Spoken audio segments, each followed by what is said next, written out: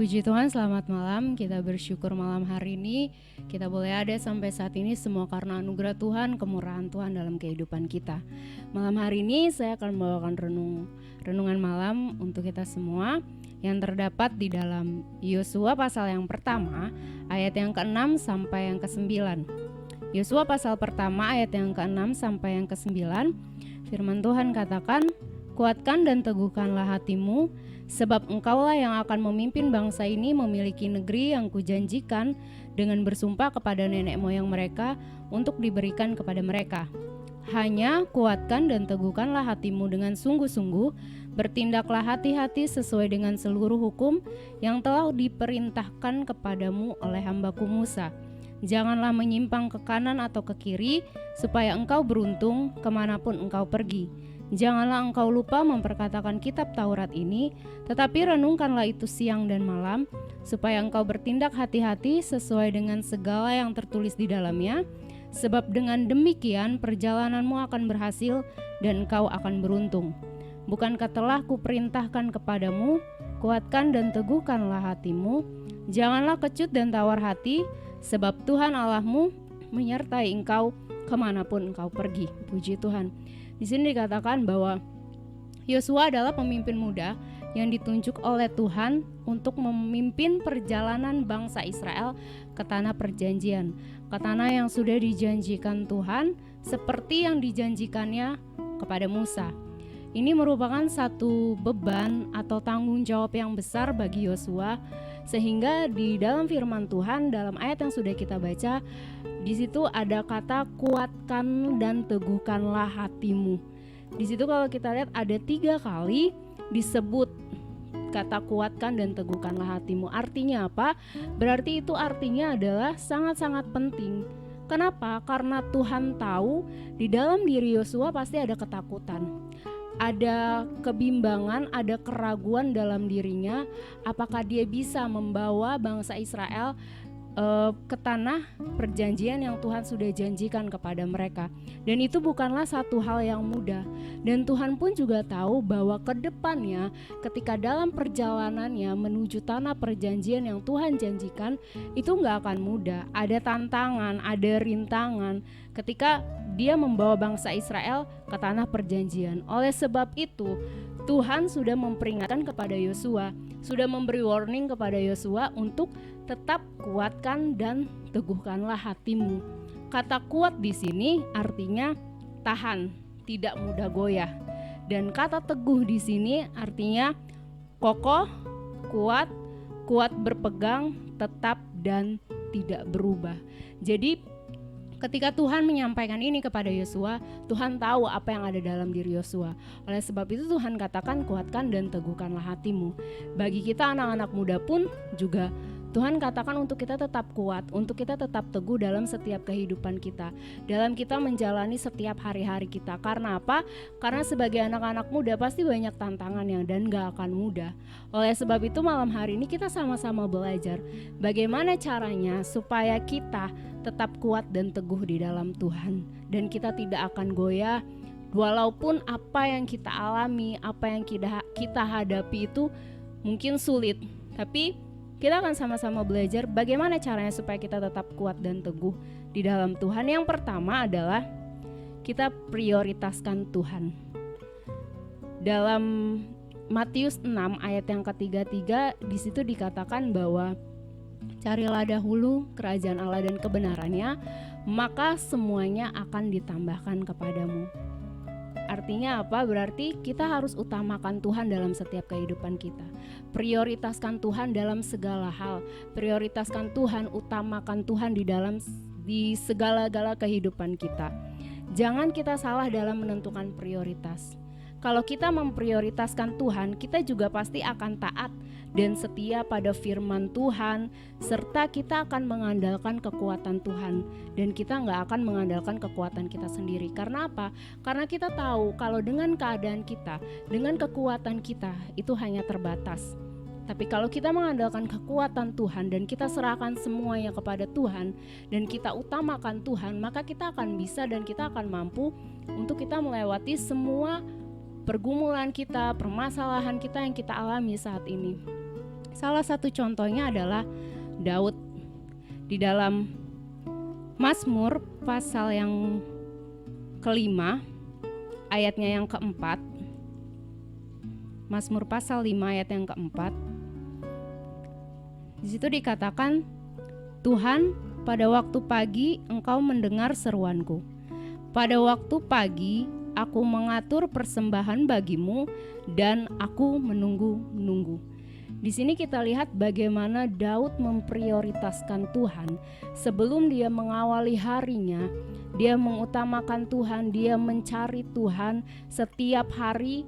Dia mencari wajahnya, membangun persekutuan dengan Tuhan, karena dia menyadari bahwa hari-hari yang akan dia lewati itu gak akan bisa tanpa kekuatan dari Tuhan, gak akan bisa tanpa adanya pertolongan dari Tuhan. Jadi bagi kita, setiap pemuda remaja yang ada, saya tahu kita semua pasti punya rencana, kita semua punya tujuan, kita semua punya harapan-harapan, cita-cita yang ingin kita capai. Tapi kalau di awal kita melibatkan Tuhan dan mengandalkan kekuatan Tuhan, maka pasti Tuhan akan menolong kita. Tetapi kalau di awal kita tidak libatkan Tuhan dan kita tidak utamakan Tuhan, mungkin di tengah jalan kita gak akan kuat, kita tidak akan teguh lagi di dalam Tuhan. Bisa saja kita tergoyahkan, bisa saja kita kebawa arus dengan keadaan dunia saat ini. Jadi yang pertama adalah kita harus prioritaskan Tuhan dan utamakan Tuhan di atas segala-galanya. Dan yang kedua adalah dalam ayatnya yang ke-8, dalam Yosua 1 ayat yang ke-8, di situ dikatakan, janganlah engkau lupa memperkatakan kitab Taurat ini, tetapi renungkanlah itu siang dan malam, supaya engkau bertindak hati-hati sesuai dengan segala yang tertulis di dalamnya, sebab dengan demikian perjalananmu akan berhasil dan engkau akan beruntung. Jadi yang kedua adalah memperkatakan firman Tuhan dan merenungkan siang dan malam.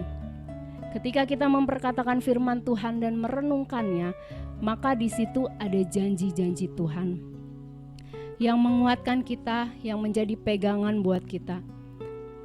Karena apa? Karena janji Tuhan itu iya dan amin dalam hidup kita. Tuhan gak pernah mengingkari setiap janjinya dalam hidup kita. Dan Tuhan tidak pernah lalai untuk dia menepati setiap janji-janjinya. Jadi kalau kita ingin tetap kuat, kita ingin tetap teguh, memperkatakan firman Tuhan dan merenungkannya. Karena di dalam Mazmur pasal yang pertama, ayatnya yang kedua sampai yang ketiga, Mazmur pasal pertama ayat yang kedua sampai yang ketiga, tetapi yang kesukaannya ialah Taurat Tuhan, dan yang merenungkan Taurat itu siang dan malam, ia seperti pohon yang ditanam di tepi aliran air, yang menghasilkan buahnya pada musimnya, dan yang tidak layu daunnya, apa saja yang diperbuatnya berhasil. Jadi di sini dikatakan ketika orang itu dia merenungkan firman Tuhan siang dan malam, ia seperti pohon yang ditanam di tepi aliran air. Apa saja yang diperbuatnya itu akan berhasil. Jadi ketika kita memperkatakan firman Tuhan dan kita merenungkan itu, dalam Yosua pun dalam ayat yang ke-8 kan dikatakan supaya apa? Supaya kita bertindak hati-hati sesuai dengan segala yang tertulis di dalamnya. Artinya itu bisa juga sebagai warning buat kita, peringatan buat kita, supaya kita bertindak hati-hati ketika kita mulai salah melangkah atau kita mulai melakukan segala hal yang mungkin menurut kita kayaknya saya sudah salah. Itu firman Tuhan itu bisa mengingatkan kita dan bisa menegur kita, bisa memperbaiki kita. Oh, saya sudah salah, saya seharusnya tidak seperti ini. Dan itu bisa menjadi warning dalam setiap kehidupan kita. Jadi apapun yang terjadi, kalau Tuhan sudah memilih kita, Tuhan sudah memberikan tanggung jawab kepada kita, Tuhan sudah memberikan talenta kepada kita, mungkin terkadang kita insecure, kita merasa ragu, kita merasa takut, kita merasa kayaknya saya nggak bisa deh Tuhan, kayaknya saya nggak mampu, kayaknya bidang saya bukan di sini. Tapi kalau Tuhan sudah memberikan tanggung jawab itu kepada kita, kuncinya cuma satu, yaitu kita harus memperkatakan dan merenungkan firman Tuhan. Supaya apa? Supaya iman kita tetap kuat. Karena apa? Karena disitulah terdapat janji Tuhan. Itu yang menguatkan kita. Itu yang menjadi iman kita bangkit lagi. Jadi ketika ketaatan sudah menjadi gaya hidup kita, maka untuk kita melakukan firman Tuhan itu bukan lagi menjadi suatu beban yang memberatkan, tetapi itu menjadi sebuah kesukaan. Seperti Mazmur tadi katakan, kesukaannya yaitu Taurat Tuhan dan merenungkannya siang dan malam. Jadi kalau kita sudah taat, otomatis untuk kita melakukan firman Tuhan itu bukan satu beban buat kita, tapi itu menjadi satu kesukaan untuk kita. Dan yang ketiga adalah supaya kita tetap kuat dan teguh di dalam Tuhan. Dalam ayatnya yang ke-9, dalam Yosua pasal 1 ayat yang ke-9, di situ dikatakan, bukankah telah kuperintahkan kepadamu, kuatkan dan teguhkanlah hatimu, janganlah kecut dan tawar hati, sebab Tuhan Allahmu menyertai engkau kemanapun engkau pergi. Jadi yang ketiga adalah jangan kecut dan tawar hati. Tawar hati di sini itu artinya tidak ada semangat, sudah tidak ada gairah, tidak bersuka cita. Jadi yang ketiga adalah jangan kita kecut dan tawar hati. Dalam Amsal pasal yang ke-24,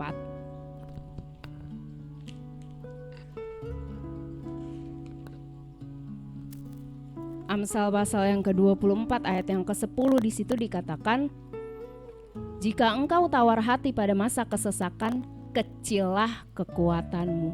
Jadi ketika dalam kesesakan, ketika dalam pergumulan kita kecut dan tawar hati, maka kecillah kekuatan kita. Kita nggak akan mampu.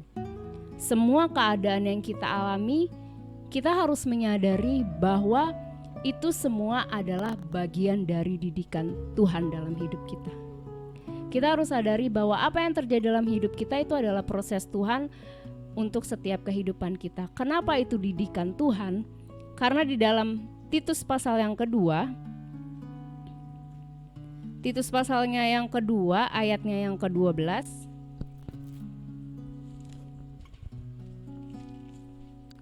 Titus pasal yang kedua, ayat yang ke-12, di situ dikatakan, Ia mendidik kita supaya kita meninggalkan kefasikan dan keinginan-keinginan duniawi, dan supaya kita hidup bijaksana, adil, dan beribadah di dalam dunia sekarang ini. Jadi ada alasannya Tuhan mendidik kita. Tuhan mendidik kita supaya kita tidak hidup seperti orang dunia. Kita meninggalkan kefasikan, kita meninggalkan keinginan-keinginan duniawi supaya kita hidup bijaksana dan kita beribadah di dalam dunia sekarang ini. Jadi Tuhan mendidik kita dengan keadaan yang kita alami. Tuhan memproses kita supaya iman kita pun naik level. Kalau anak sekolah aja dalam dunia pendidikan, pastikan untuk dia naik kelas itu ada ujiannya. Untuk dia naik ke level selanjutnya ada ujiannya. Dan dalam setiap dia naik kelas untuk tingkat yang lebih tinggi, ujiannya pun akan semakin berat.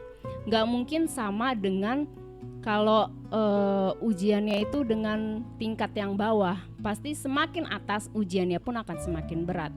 Jadi begitu juga dengan iman kita. Tuhan menguji kita supaya iman kita pun naik level.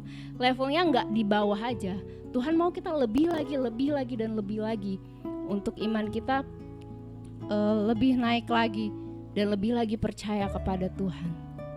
Jadi malam hari ini mari kita merenungkan bahwa ketika hidup kita untuk kita tetap kuat dan teguh di dalam Tuhan, percayalah bahwa di situ ada janji Tuhan, ada pertolongan Tuhan dalam kehidupan kita. Karena Tuhan itu gak pernah meninggalkan kita. Walaupun mungkin saat ini kita merasa kayaknya Tuhan berat banget hidup saya. Kayaknya Tuhan kok seperti ini, sepertinya saya gak sanggup untuk menjalani ini. Tapi percayalah bahwa setiap hari Tuhan memikirkanmu, setiap jam Tuhan memeliharamu, dan setiap menit Tuhan peduli padamu. Artinya apa? Setiap hari, setiap waktu, setiap detik, menit, jam itu Tuhan selalu ada buat kita. Tapi terkadang kitanya yang meninggalkan Tuhan dan kitanya yang tidak setia kepada Tuhan. Tapi biarlah malam hari ini kita boleh menjadi anak-anak pemuda remaja yang tetap kuat dan teguh. Karena apa yang akan terjadi ke depannya itu pasti gak akan mudah. Itu akan ada banyak tantangan, situasi yang sulit yang akan kita hadapi. Karena apa, hari-hari ini adalah hari-hari yang semakin jahat. Oleh sebab itu Tuhan sudah mengingatkan kita untuk kita tetap kuat dan teguh di dalam Tuhan. Sebagai anak-anak muda yang tetap kuat dan teguh di dalam Tuhan dengan keadaan situasi yang kita alami saat ini. Jadi kuatkan dan teguhkanlah hatimu. Dan disitulah kita akan merasakan bahwa Tuhan akan menyertai kemanapun kita pergi. Tuhan akan menyertai setiap perjalanan kehidupan kita, setiap rencana kita, masa depan kita pun ada di dalam tangan Tuhan. Dan ada kemenangan yang akan kita raih ketika kita tetap kuat dan teguh di dalam Tuhan. Puji Tuhan, ini yang menjadi perenungan kita malam hari ini. Dan mari kita berdoa untuk kita mengakhiri kebenaran firman Tuhan. Mari kita bersatu dalam doa. Bapa, terima kasih Tuhan untuk kebenaran firman-Mu malam hari ini kembali mengingatkan kami untuk kami tetap kuat dan teguh di dalam Tuhan. Tuhan, kami tahu bahwa kehidupan kami ke depannya itu tidak akan mudah, itu tidak akan gampang. Ada banyak tantangan, situasi, keadaan yang mencoba untuk menghimpit kami, mencoba untuk meragukan Engkau di dalam hidup kami. Tapi kami percaya Tuhan, ketika kami meneguhkan dan kami menguatkan hati kami di dalam Tuhan, Tuhan yang akan menolong, Tuhan yang akan menyertai setiap kehidupan kami.